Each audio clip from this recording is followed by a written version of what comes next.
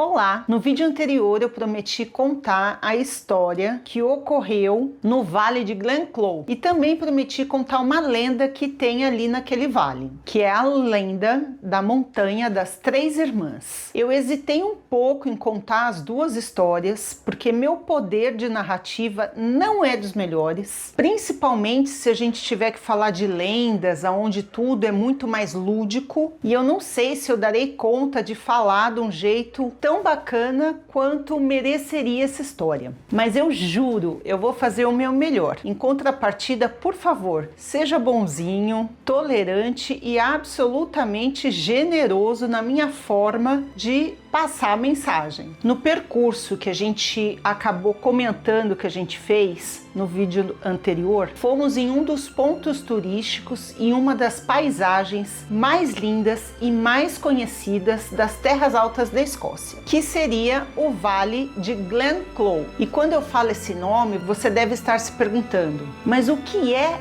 Glenclough, Ethel? Eu te respondo, este é Glenclough.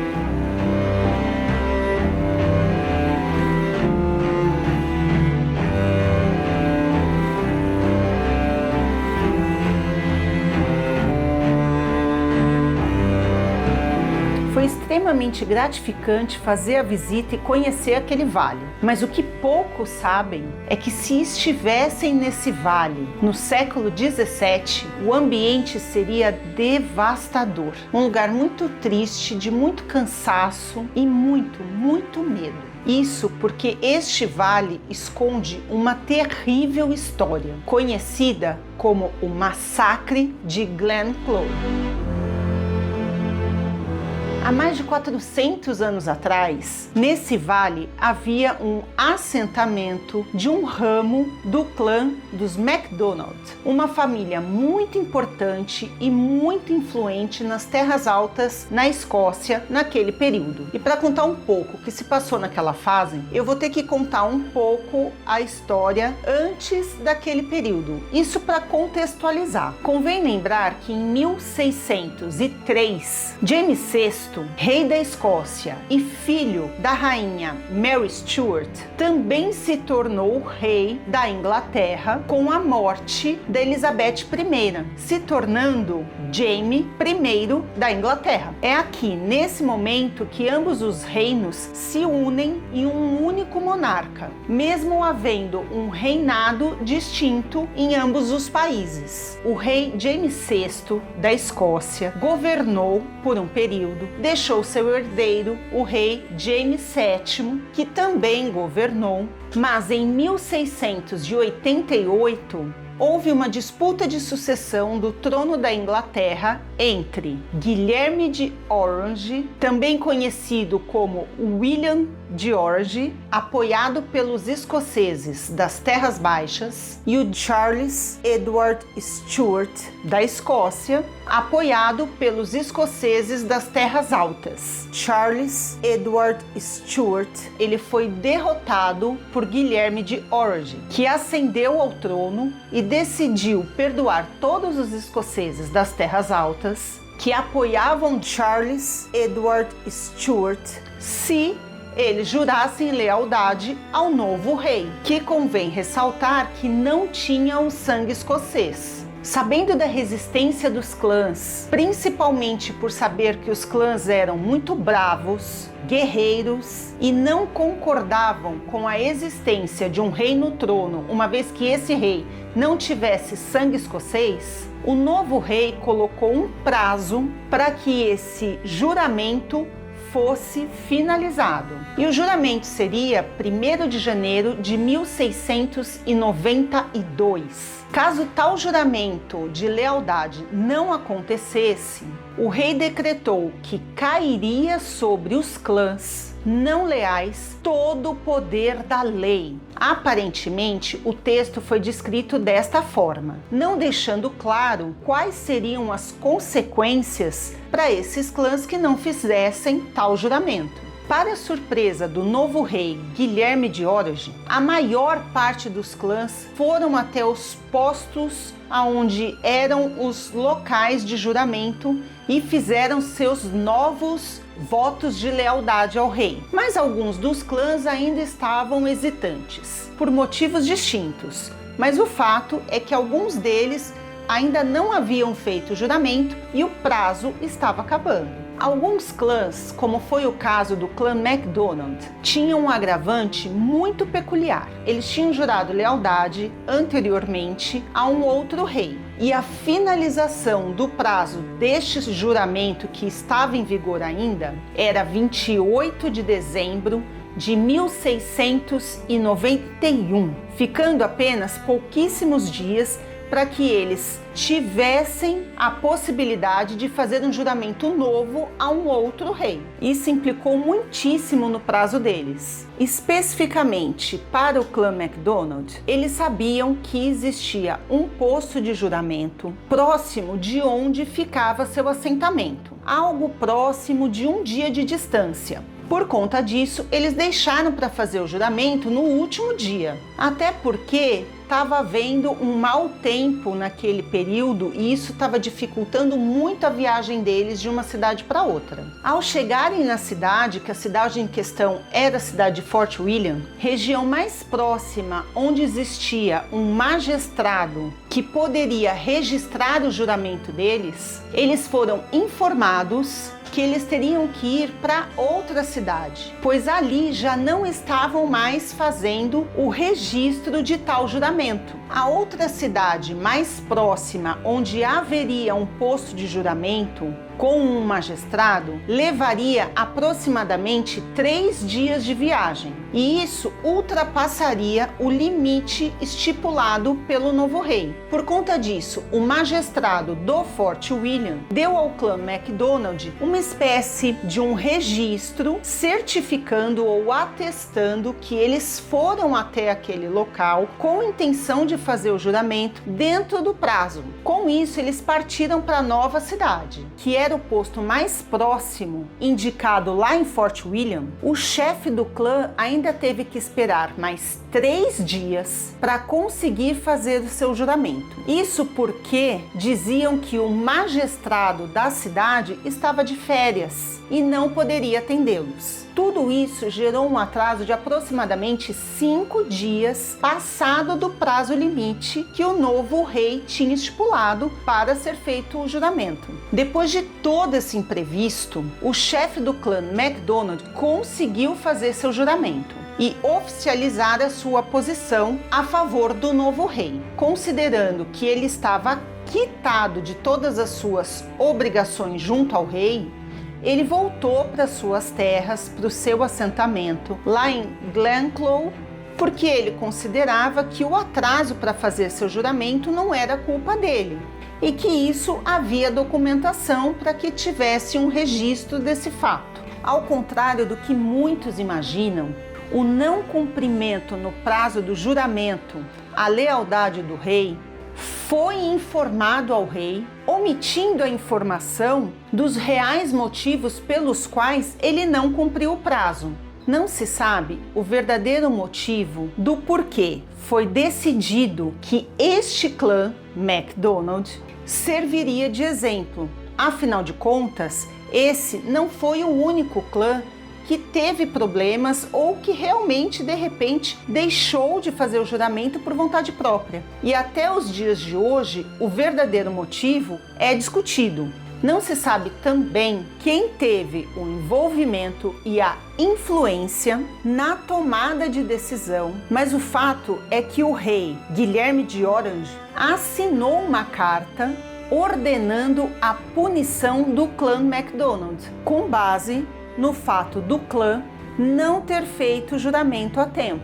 Dizem que a influência veio por conta do xerife Campbell. Este xerife não gostava da família dos MacDonald porque membros dessa família haviam roubado o gado da família dos Campbell em tempos passados. E esse roubo foi algo nunca muito bem resolvido, nunca muito bem estabelecido, e foi uma farpinha que ficou ali ad eterno. Mas também consideram a possibilidade da influência de um senhor chamado John, cujo sobrenome eu vou deixar aqui escrito, porque eu não vou saber falar. Seria como uma espécie de secretário do Estado. Especificamente, esse senhor, John, ele odiava os Highlanders. E por isso, ele não precisava de motivo nenhum aparente. Era o suficiente para que ele desse algum tipo de influência para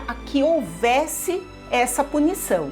John emitiu uma ordem assinada pelo rei e na carta ele descreve a necessidade de extirpar o assentamento dos MacDonald. Alguma coisa escrita como para o bem e a segurança do país, estes malfeitores devem ser eliminados pela raiz e pelos ramos. E sim, os soldados atacaram e eliminaram a maior parte da família do clã MacDonald, adultos, idosos e crianças. Dizem que no final de janeiro de 1692, um regimento de aproximadamente 120 homens, sendo comandado por um Campbell, recorda desse sobrenome, eles foram para a residência dos MacDonald e pediram hospedagem para posteriormente seguirem seu curso mais ao norte das Terras Altas. Acontece que, por tradição, costume e honra dos Highlanders, todo e qualquer clã deve receber amigavelmente qualquer pessoa que esteja de passagem em seus assentamentos e porventura vier a pedir abrigo. Os habitantes das Terras Altas têm como honra ser anfitrião sobre qualquer circunstância, mesmo que nesse caso o clã MacDonald e o clã Campbell tenham uma rivalidade antiga, vamos considerar dessa forma. O clã MacDonald os recebeu como amigos, sem desconfiar de absolutamente nada.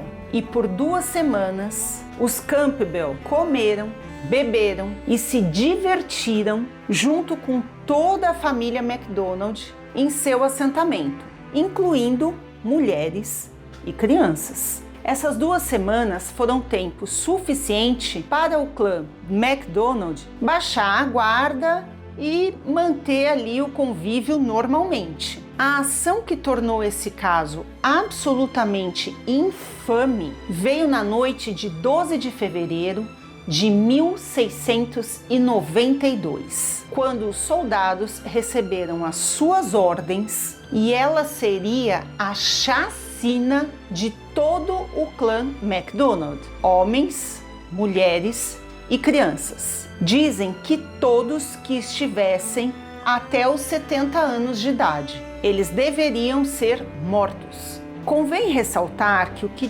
tudo indica é que os soldados não sabiam dessa ordem até a noite que antecedeu o massacre. Dizem, inclusive, que nem o próprio chefe do regimento, que seria um Campbell, ele também não sabia o real motivo de eles estarem ali. Por isso, houveram soldados que aceitaram a ordem sem pestanejar. Já outros hesitaram e muitos chegaram a pensar de não cumprir a ordem dada para eles. O problema é que o não cumprimento de uma ordem vinda diretamente do rei poderia ser considerado como autotraição. E certamente, se eles fossem considerados dessa forma, eles também morreriam. Há quem diga que alguns soldados tentaram meio que alertar a família de que algo aconteceria naquela noite, mas aparentemente eles tiveram pouco sucesso. No começo da manhã daquele dia, os homens foram abatidos ainda em suas camas. O chefe do clã, 33 outros homens, 2 mulheres e 2 crianças foram mortos na hora. O que se sabe é que algumas mulheres e crianças conseguiram escapar e elas foram obrigadas a correr em direção da colina, seguindo um leito de rio que passava por 2 das 3 montanhas que nós chamamos hoje das Montanhas Três Irmãs. Ao ultrapassar essas colinas, também se encontra um outro vale. E hoje esse vale ele é chamado de Vale Perdido, porque foi onde essas mulheres e crianças ficaram e algumas delas acabaram morrendo por hipotermia.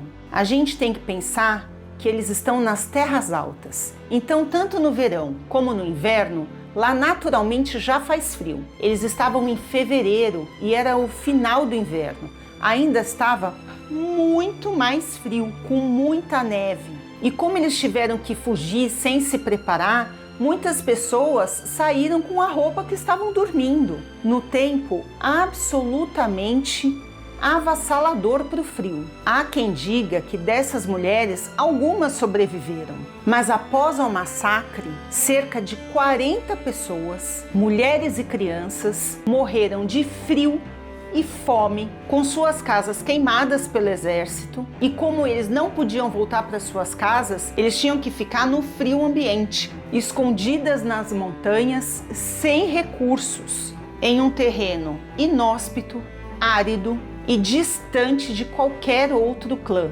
que eles pudessem pedir socorro. E por isso a história recebeu o nome de Massacre de Glen Clow. Esse fato histórico abala as terras altas até os dias de hoje, mas não necessariamente pela quantidade de mortos, que se a gente pensar de uma forma racional, nem foi uma quantidade tão expressiva a ponto de ter um nome de massacre. Ainda assim, ele também não é conhecido pela sua crueldade de matar idosos, mulheres e crianças. Mas essa noite ela se tornou realmente infame para os escoceses, principalmente por ter acabado com a regra social existente naquela região, que seria a regra de hospitalidade, hábito tradicional, comum e conhecido em todas as terras altas. Nós já comentamos sobre isso um pouquinho antes, mas eu vou frisar aqui. Naquele tempo, as viagens tinham infraestrutura menor do que nós temos hoje. Então, para você sair de um vilarejo para o outro, o trajeto levaria vários dias, com caminhos difíceis e muitas vezes com poucos recursos para se manter uma boa alimentação. Por isso, era quase que uma norma não formalizada, uma norma não dita, uma norma não oficializada, mas era honrado, era digno e extremamente respeitoso de que os moradores que estivessem na região, eles deveriam sim abrigar os viajantes e recebê-los com muito apreço e hospitalidade. A partir desse ato violento, a cordialidade de receber os viajantes se tornou uma situação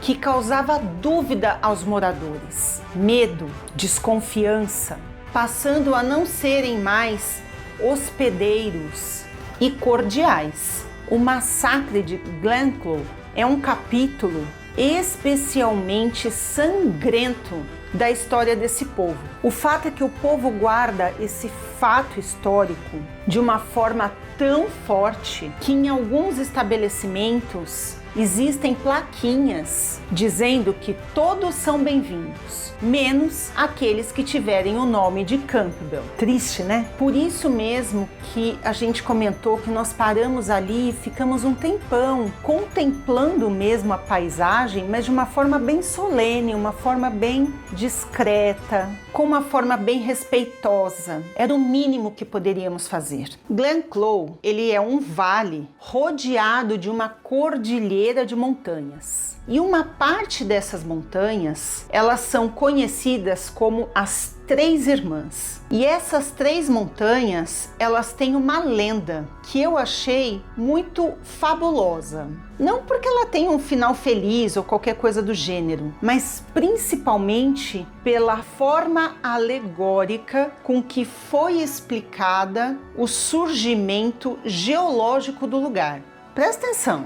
Reza a lenda que há milhares e milhares de anos atrás nasceram três filhas de um chefe supremo sobre as terras denominadas Oregon. A primeira irmã do norte chama-se Fé, seguida de sua irmã do meio, que se chama Esperança. E por fim, sua irmã do sul chama-se Caridade, a mais alta e a mais bonita das 3 irmãs. As 3 irmãs prometeram ao pai que protegeriam as terras de Oregon, que seria exatamente o local onde elas se encontram. E como guardião das irmãs, foi designado que o ancião Jack protegeria as filhas desse chefe. As irmãs viviam juntas e bem, de forma harmoniosa por muito tempo. Até que um dia, as 3 irmãs viram um solteirão bonitão. Logo, as 3 começaram a lutar entre si e competir pelo amor de tal solteirão. Dizem que a luta foi tão ardente entre elas que fogo brotou da terra e elas usaram armas geladas para combater esse fogo, bem como armas afiadas que rasgaram e desgastaram tudo que passava pelo seu caminho. O guardião Jack, preocupado que essa guerra não tivesse fim, afinal de contas, ela já perdurava por anos. Ele se ofereceu como sacrifício para salvar as terras e tudo que nelas viviam. A oferenda chocou tanto as 3 irmãs que as fizeram lembrar do voto que elas haviam feito ao seu pai de que protegeriam aquele espaço com suas vidas. E isso fez com que elas cessassem a briga. Até os dias de hoje, a paz na região permanece. As 3 irmãs estão sempre vigiando todo o caminho, olhando de onde estão ali naquela cordilheira. Aí você me pergunta, e o solteirão? Sei lá, acho que continua solteirão. O que tudo isso quer dizer? Ora, que todas essas montanhas e vales foram criadas quando as irmãs brigaram. Já o contexto geográfico, a cordilheira que está em Oregon faz parte de uma explosão vulcânica, incluindo as montanhas das 3 irmãs. As montanhas foram formadas por lavas vulcânicas que derramaram calmamente durante anos. Entretanto, já no seu estágio final, as montanhas sofreram com atividades explosivas. Por isso surgiram picos maciços que são visíveis até os dias de hoje. Durante a era glacial, a região onde estão as 3 irmãs eram cobertas com geleira e hoje somente cerca de 1 dúzia de pequenas geleiras ainda estão contidas nessas montanhas. E elas são encontradas bem no alto. No final de tudo, se vê uma forma linda e lúdica, poética e até folclórica de apresentar o que aconteceu por milhares e milhares de anos para fazer com que aquela região ficasse com a aparência que nós a vemos hoje. Eu sei que meu jeito de contar a lenda não é assim tão empolgante, mas se você parar e prestar atenção em como eles demonstram que as irmãs ficaram bravas e cuspiram fogo, as outras, para apagar aquele fogo, formaram geleiras, faz todo sentido geológico para aquela situação. E essa foi a história e a lenda que eu prometi que contaria no vídeo anterior. Eu espero que tenha gostado da maneira com a qual eu contei as histórias. Espero que me perdoem pela forma simplória de eu contar a lenda, mas tomara que a gente tenha conseguido colocar as emoções necessárias em cada uma das histórias. Eu espero que dê para ter uma ideia do quanto as histórias e as lendas representam e fazem parte daquele país. Porque para nós foi algo assim genial, extremamente diferente e trouxe um enriquecimento muito grande em tudo aquilo que a gente estava vendo. É isso. Até a próxima história.